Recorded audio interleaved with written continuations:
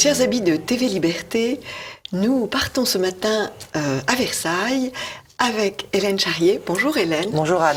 Vous connaissez Hélène puisque elle a créé un très joli livre sur ce personnage de la Bible, Daniel.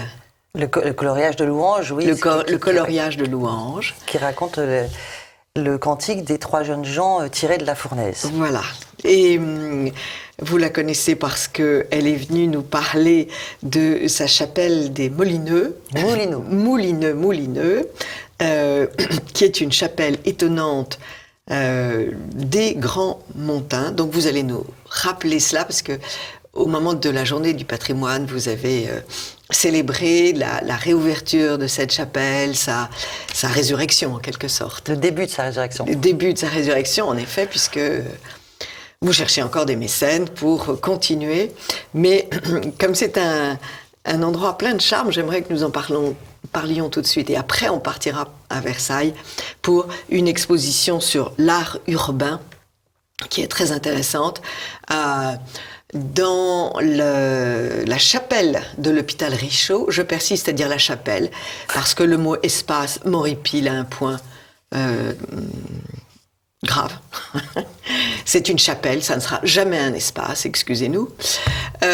Et aussi dans l'ancienne poste de Versailles. Alors, cette chapelle des... La chapelle des Moulineaux, donc, est située à Poigny-la-Forêt, Poigny-la-Forêt, près de Rambouillet. Rambouillet, à quelques kilomètres de Rambouillet. En fait, c'est situé dans un site forestier au charme absolument incroyable. Elle a été un important prieuré grand-montain au XIIe siècle. Elle est au XIIe siècle. Excusez du peu.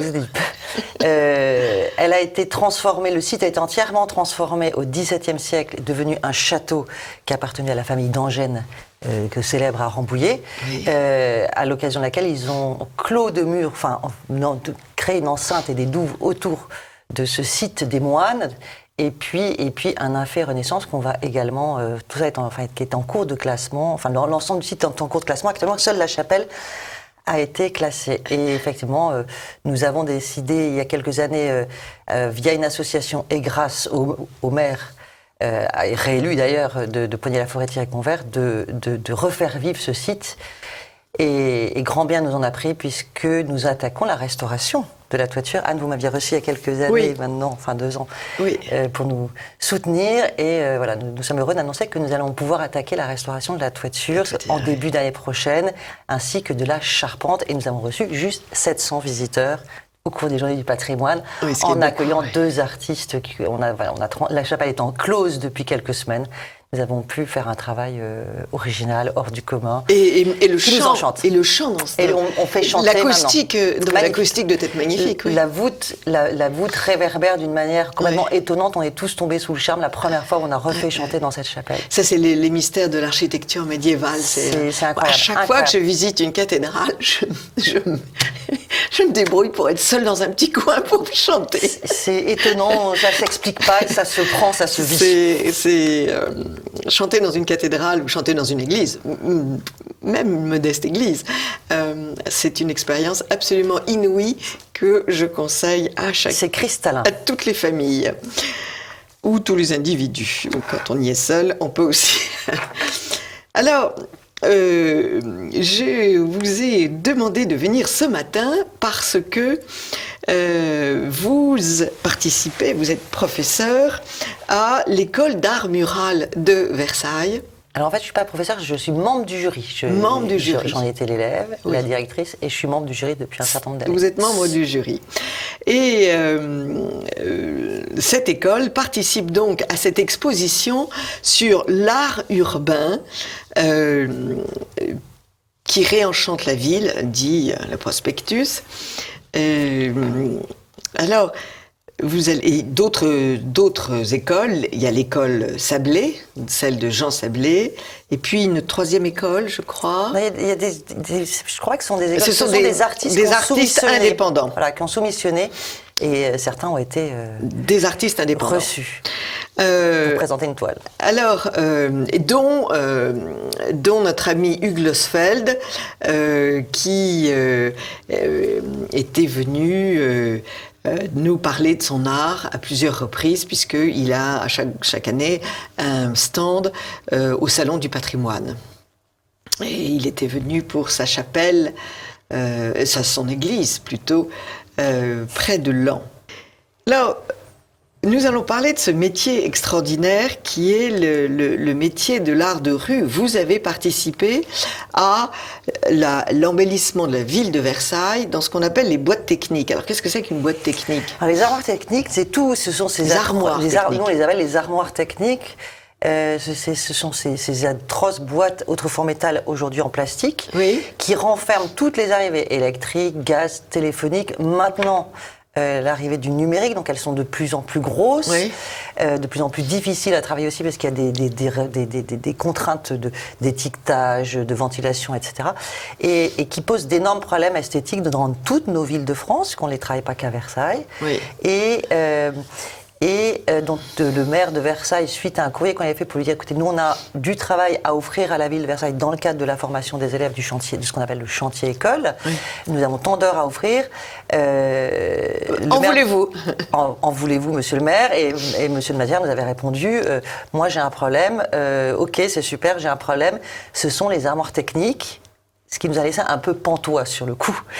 Qu'allons-nous faire avec ces fameuses armoires techniques qui sont particulièrement grosses à Versailles à cause des sous-sols pleins d'eau. Et en plus, elles sont en grande partie sur les contre-allées, donc particulièrement visibles. Oui. Alors, vous avez eu cette idée de leur proposer les fables de La Fontaine. Alors en fait, ça a été plus subtil que ça, plus construit que ça. C'est que le maire de Versailles ensuite nous a dit, en plus, il faudrait commencer par les 4 grandes avenues qui mènent au château. Chouette. Et du coup, l'enjeu prenait une proportion un peu différente. Et à partir des échanges qu'on a eus avec la ville et l'adjointe en charge du projet, il s'est avéré que le plus simple, c'était de partir du fond de ce qu'était Versailles et le château et ce quartier, à savoir les grands personnages qui ont nourri Versailles. Et ces grands personnages, on a commencé par effectivement La Fontaine, oui, Molière, oui, Le Nôtre et Lully.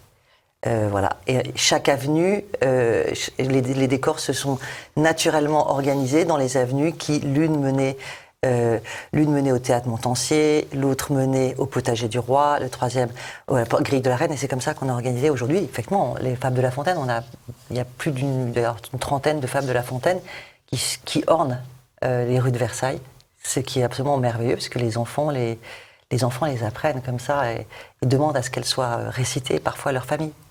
C'est vrai que de vous regarder ces boîtes, c'est vraiment un bonheur, ces armoires. On l'a voulu comme tel. C'est un bonheur. En fait, on est allé fouiller dans les archives, tout simplement, dans les archives de l'histoire de Versailles. On a une magnifique bibliothèque rue de l'Indépendance américaine où on trouve 1000 sources d'inspiration. Et en fait, on est parti tout simplement de ce qui est le plus beau, c'est dans les fables de La Fontaine, dans les illustrations, qui étaient ces illustrations faites au XVIIe siècle, que ça a été notre point de départ. Et puis on les a mis en fait en théâtre et on a juste s'est contenté ensuite de rappeler que derrière une fable, il y a une écriture, donc un livre et une maxime, et qu'il y avait une leçon qu'il était important de transmettre. Et vous mettez la maxime? Oui.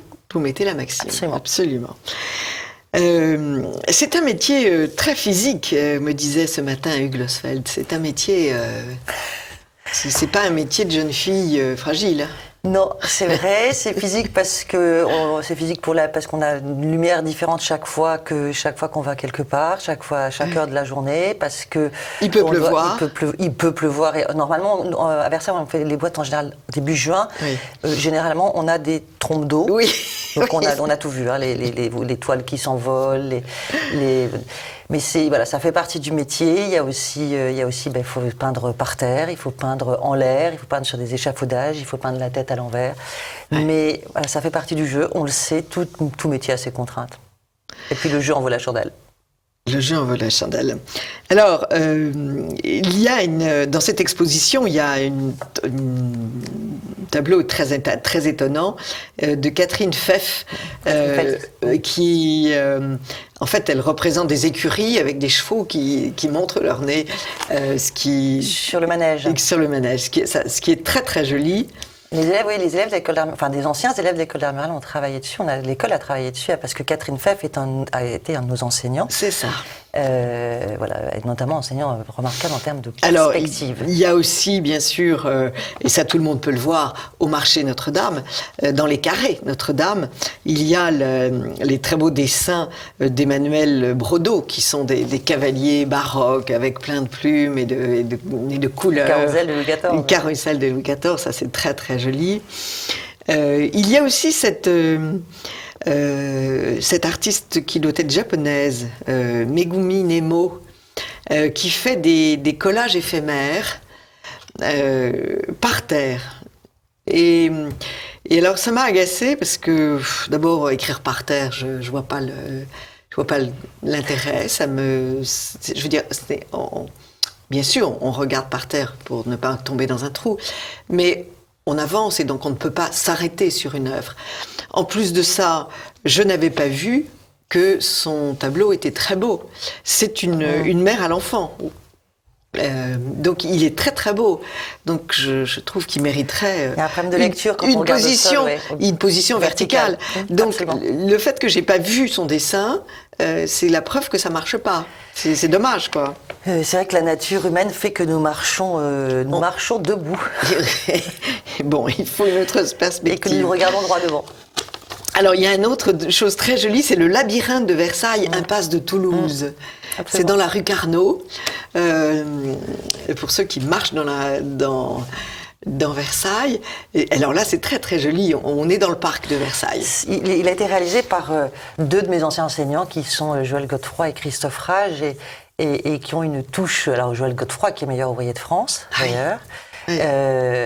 Qui a pris un envol parce que son titre, là, on l'a un peu éloigné de nous maintenant, mais qu'on a connu au sommet de son art. Oui. Et Christophe Rage, ils ont tous les deux une touche superbe. Enfin, ce sont de grands artistes du trompe-l'œil. Ah oui, c'est très plaisant. Puis c'est vrai qu'il y a des tas de murs qui ne servent à rien.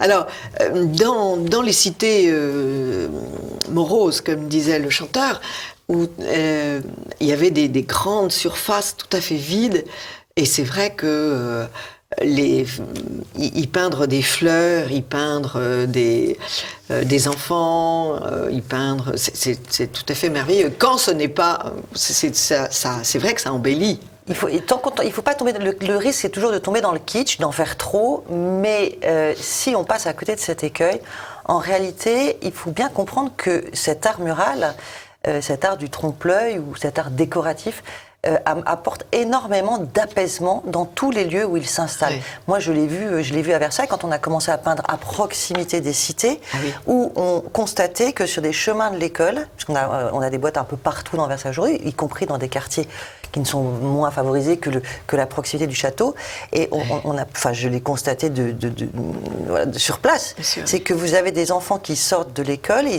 d'abord tous les gens s'approprient un projet artistique pourvu qu'il apporte de l'harmonie. Et quand les enfants s'approchaient de l'école, nous avons pu constater au fil des jours, puisqu'un chantier dure à peu près 15 jours, que le vocabulaire des enfants, ça c'est absolument incroyable. Le vocabulaire des enfants, quand ils vous parlent de ce que vous êtes en train de faire, change par rapport à celui qu'ils avaient 35 secondes avant quand ils parlaient entre eux. C'est une expérience que j'ai faite retrouver dans d'autres endroits comme à Chartres, mais c'est absolument incroyable, comme quoi l'harmonie de l'art dans la ville apporte quelque chose bien au-delà de tout ce qu'on peut imaginer. Comme je dirais même plus loin, comme si c'était un art sacré et qu'il y avait un langage sacré. On peut dire ça. On ne peut pas parler par anomatopée en faisant des fautes de grammaire, en parlant du beau. C'est quand même il y a quelque chose qui ça nous dépasse complètement, effectivement. Ça nous dépasse très signifiant, ce que vous dites. C'est très très signifiant. Alors, vous parlez d'harmonie, mais est-ce que quand dans certaines villes de la banlieue, on a mis le portrait de Bono ou celui de Traoré, est-ce que c'est source d'harmonie? Là, il y a le politiquement correct, la propagande c'est difficile à dire, mais je ne pense pas.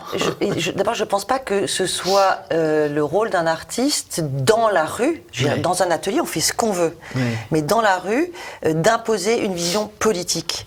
L'art, il dépasse largement ça. De toute façon, pour moi, l'environnement urbain doit chercher un équilibre. Il ne nourrit, et c'est vraiment avoir passé des centaines et des centaines d'heures à peindre dans les rues, il suffit d'écouter les gens.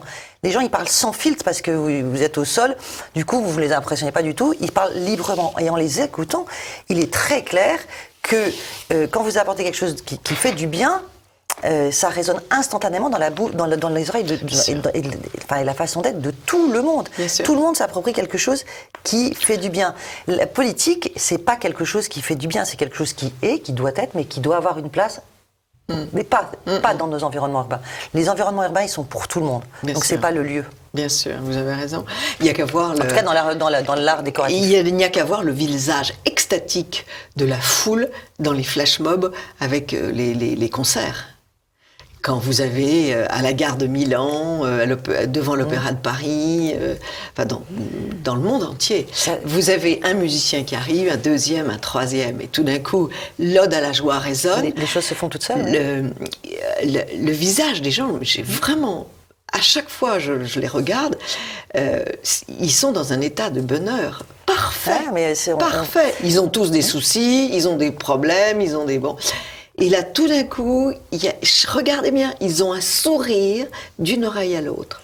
Quant aux enfants, ils sont épanouis aussi, alors qu'ils n'ont jamais entendu quelquefois cette musique-là. Mais moi, j'ai travaillé à un moment donné sur une boîte dans un quartier qui était un lieu que les SDF occupaient naturellement, en permanence. Et j'ai été sidérée de voir comment ils se sont appropriés le projet et ils venaient s'asseoir à côté de moi, me raconter toute leur misère. Et ensuite, quand la boîte a été prête, ils ont protégé et ils venaient me chercher dans l'endroit suivant où je peignais pour à nouveau s'approprier, vous suivre, s'approprier. Et c'était sidérant de voir que même ces gens-là qui étaient dans la plus grande misère, en fait, ça leur faisait du bien que dans leur petit coin, c'est des coins qui sont pas agréables dans lesquels ces gens-là se posent. Eh bien, cet enchantement marchait sur eux aussi. C'est vraiment un très très grand apprentissage de la vie. Oui, il y a une vidéo dans cette exposition à l'église de l'hôpital Richaud, dans la chapelle de l'hôpital Richaud. Il y a une petite vidéo et on voit les gens au bas des tours dire que ça faisait longtemps qu'ils attendaient ça. Et c'est très impressionnant. Alors, il y a des initiatives qui sont un peu plus fatigantes. C'est le type qui signe Invader et qui nous fait des petits Legos sur les façades. Ça, je suis désolée, mais un petit Lego, c'est un petit Lego. Ça n'a pas d'existence sur un mur. C'est peut-être très drôle, il se fait plaisir, mais voilà quoi. C'est un jeu aussi, c'est un jeu international. Alors, il est très très connu, n'est-ce pas? Il expose à Rome, Berlin, Hong Kong, Tokyo, Bangkok. C'est pas de l'exposition, puisqu'il s'approprie les façades des propriétés privées. En réalité, il s'approprie des bâtiments privés. C'est ça. D'ailleurs, il s'appelle Space Invader. Exact. C'est-à-dire, il envahit l'espace. Exact.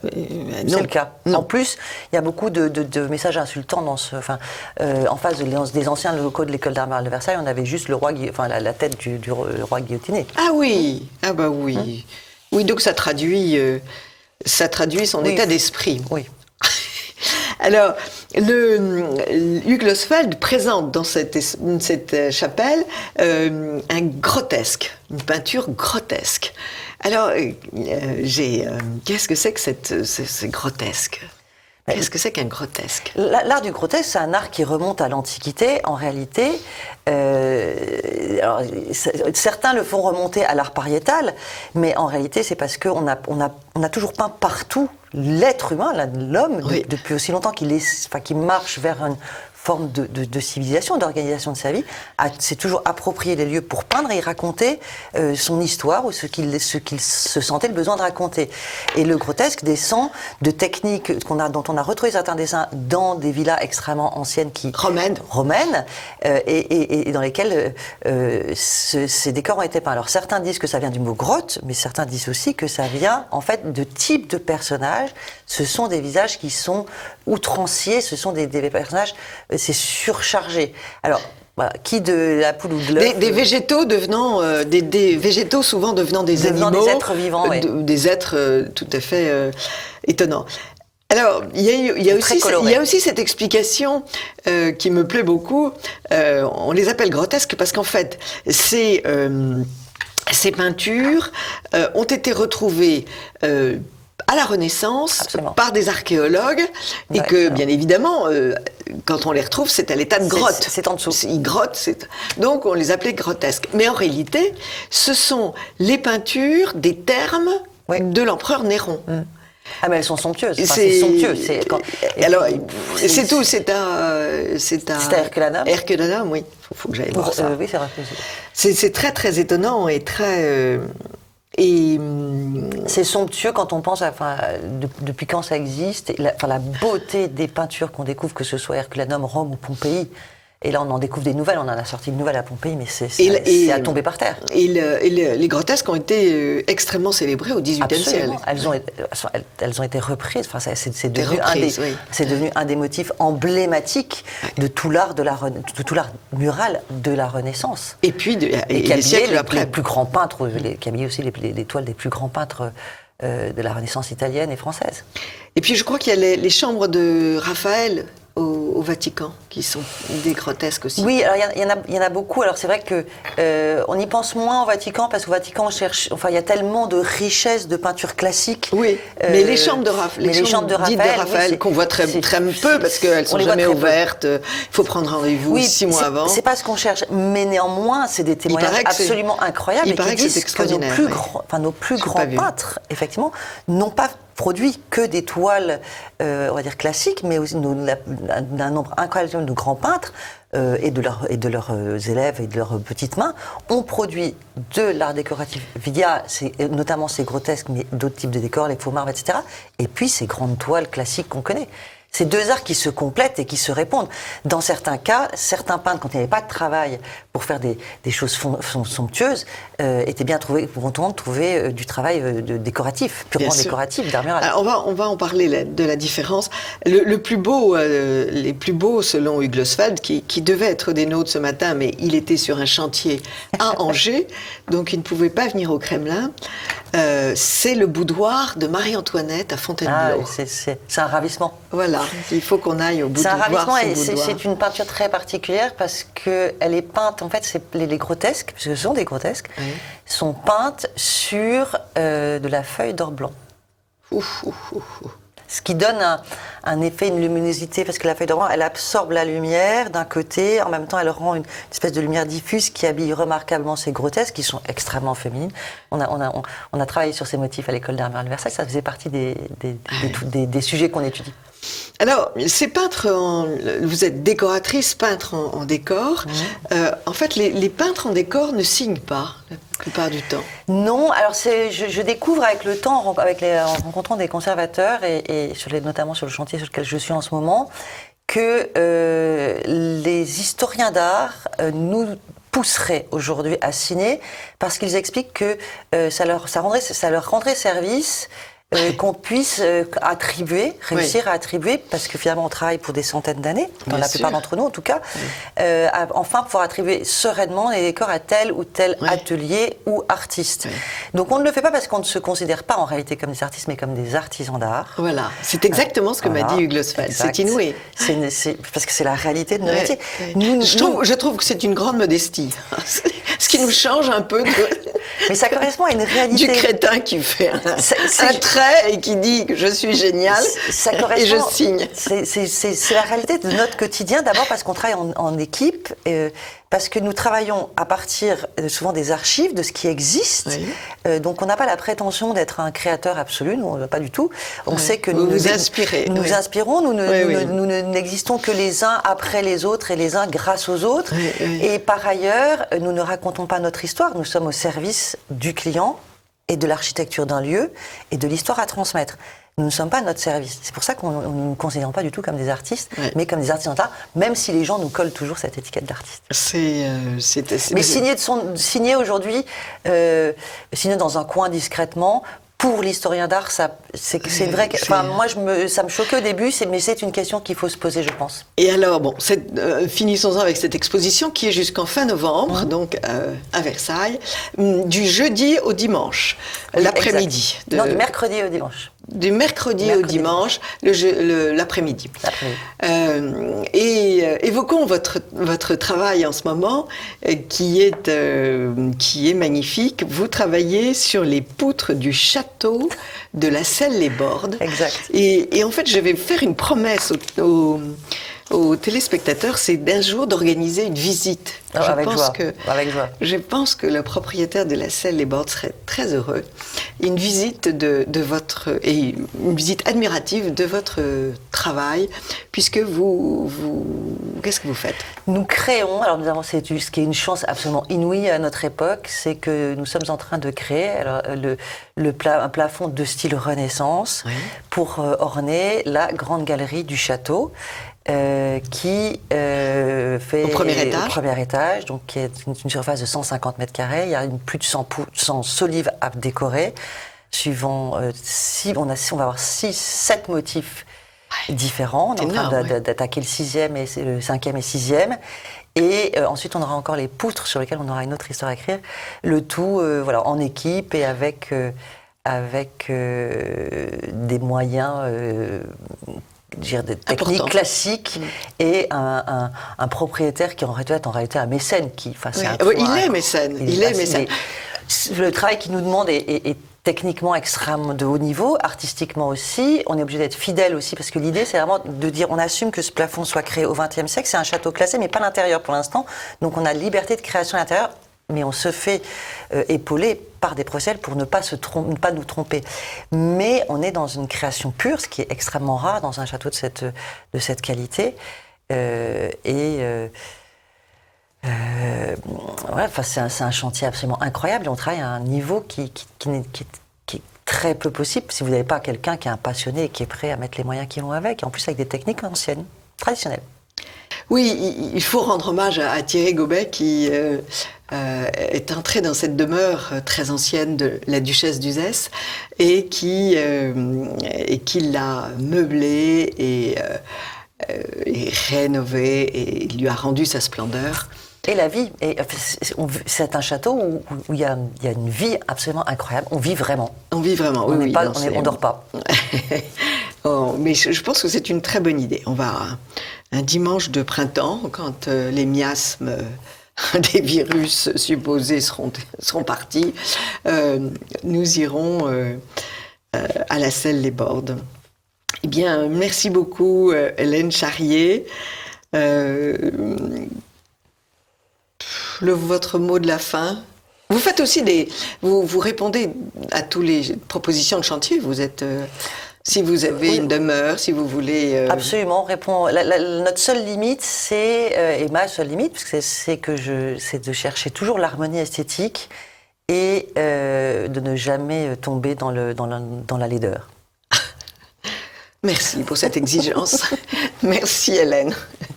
Merci Anne. À très vite Hélène Charrier. Et allez à la chapelle des Moulineaux. À Poigny-la-Forêt. À Poigny-la-Forêt. À très vite, chers amis de TV Liberté.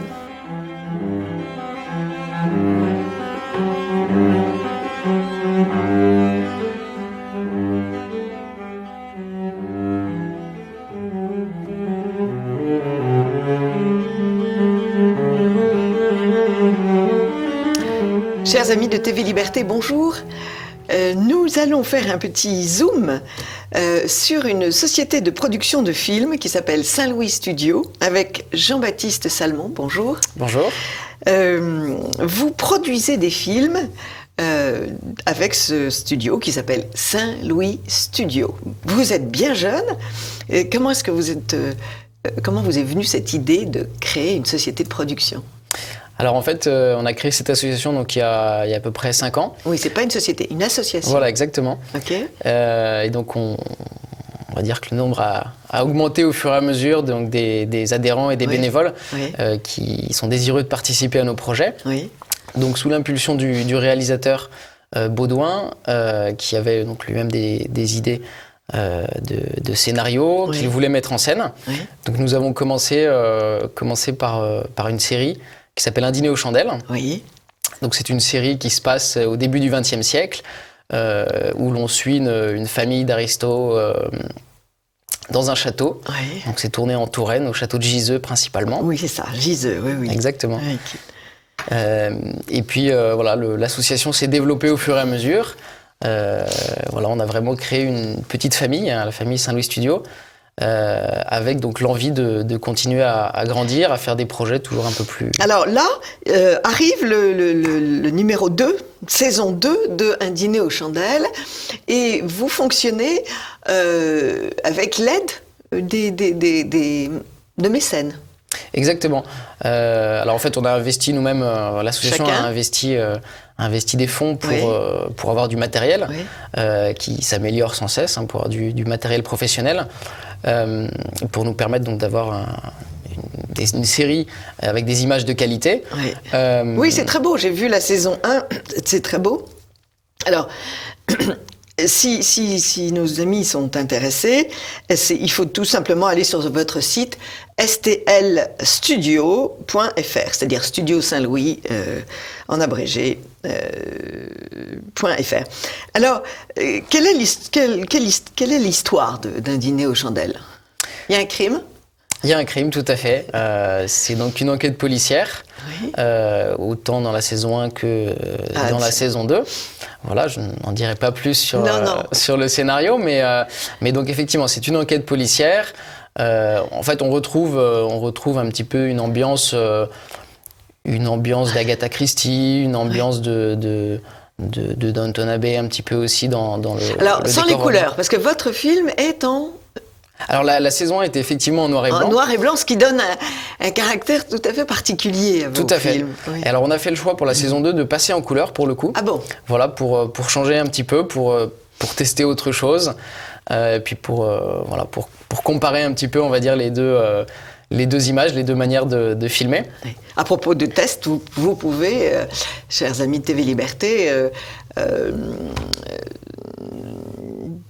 consulter les teasers, comme on dit en français. Tout à fait. C'est-à-dire des petits extraits. Tout à fait. Alors en fait, la saison 1 est disponible gratuitement sur YouTube. Sur YouTube, alors, on l'avait diffusée par ce moyen. Oui. Et la saison 2 donc sortira en décembre, début décembre. Mais alors, si vous diffusez gratuitement, comment est-ce que vous pouvez rentrer dans vos fonds ? Alors justement, donc on cherche effectivement des mécènes, des personnes qui sont désireuses de nous soutenir en fait, on a un moyen de récolter des dons sur Internet qu'on peut retrouver sur notre site. Mais vous voulez pas vous autofinancer, si je puis dire. Alors on s'autofinance déjà, mais on cherche pour pouvoir davantage. Vous vendez pas de CD, par exemple. Alors c'est ce qu'on va faire. C'est ce qu'on va faire pour la saison 2. Ce sera en DVD. Alors vous avez d'autres projets. Vous avez un projet de mise en valeur des châteaux par le film. Ça, c'est une jolie idée. Pouvez-vous nous en parler ?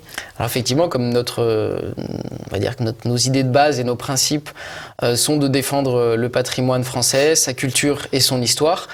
C'est vrai que les châteaux sont des images vivantes, des monuments de notre histoire, et donc nous avons besoin de les mettre en valeur aujourd'hui. Et les châtelains ont besoin de les mettre en valeur. Exactement, et les châtelains en fait ont besoin de ça. Donc on propose effectivement nos services pour mettre en valeur par le biais de l'audiovisuel, par des petits clips promotionnels, par éventuellement une mise en scène costumée ou juste des belles images des bâtiments, des intérieurs, voilà, de pouvoir montrer une image. Ou des drones. Exactement. Un château vu du ciel, c'est extraordinaire. Tout à fait. J'ai eu l'occasion, grâce à TV Liberté, de filmer le château de Jean de la Varande au Chamblac, près de Bernay, par le ciel, et c'était éblouissant. Et c'était la première fois qu'on le voyait comme ça du ciel. C'est un tout autre. C'est une troisième dimension. Oui, tout à fait, exactement. Vous faites aussi des films de publicité ? On peut faire également des films publicitaires. Alors. Toujours effectivement axé sur le patrimoine, mais après, on va dire que nos projets n'ont pas de limite dans ce domaine-là.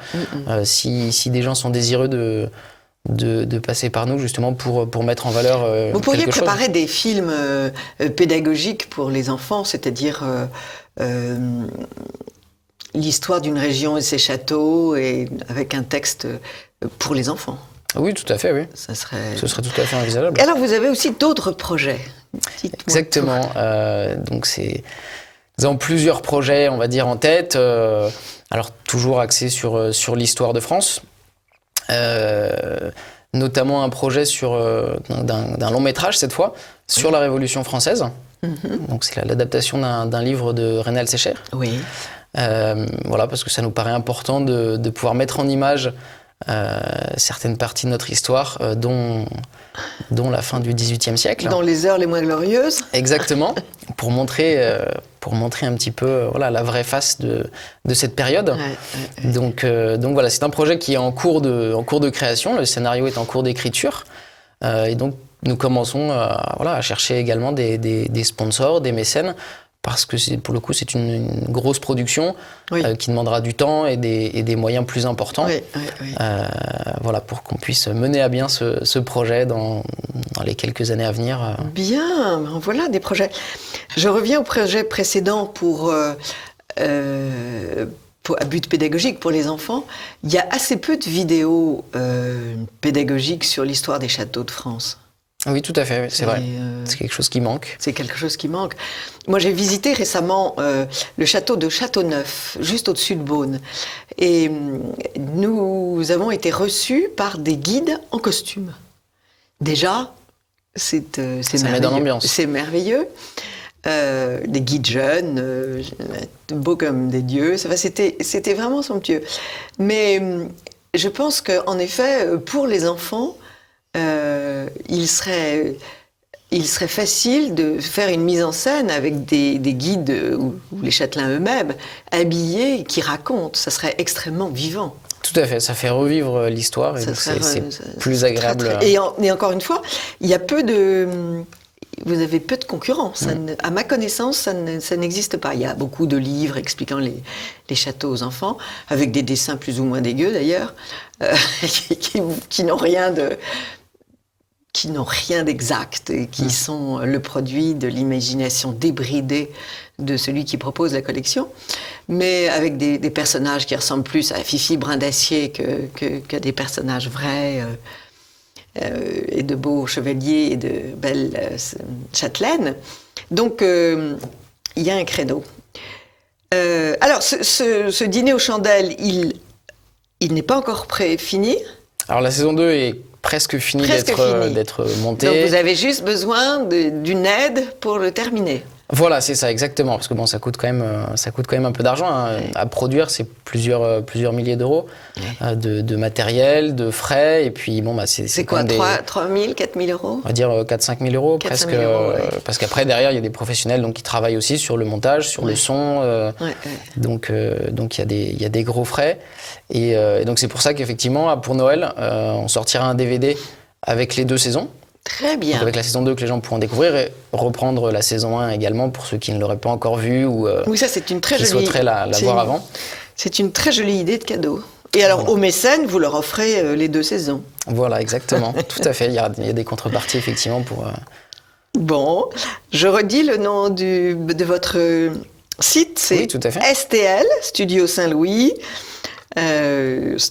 Studio Saint-Louis, stlstudio.fr. Tout à fait. Et puis que les gens peuvent également nous contacter par ce biais. On a déjà été en contacté comme ça, que ce soit effectivement des châtelains ou des particuliers qui souhaiteraient faire appel à nous pour une réalisation, quelle qu'elle soit. On est très, très ouvert aux propositions, aux projets divers. Voilà. C'est une très bonne idée parce que les châteaux vont connaître des temps difficiles. Parce que rien n'est fait pour la véritable préservation du patrimoine et que il est temps de prendre conscience de ce problème où tous les châteaux seront détruits. Tout à fait, c'est un petit peu notre ADN justement. Ou transformés en HLM, ce qui est le cas à Pontchartrain, je vous préviens. D'accord. Pontchartrain, on va faire des HLM. C'est tout à fait, c'est vraiment très adéquat. Merci beaucoup. Merci à vous. Jean-Baptiste Salmon, et rendez-vous sur le site de Saint-Louis Studio. Merci beaucoup. À très vite. Amis de TV Liberté, à très vite.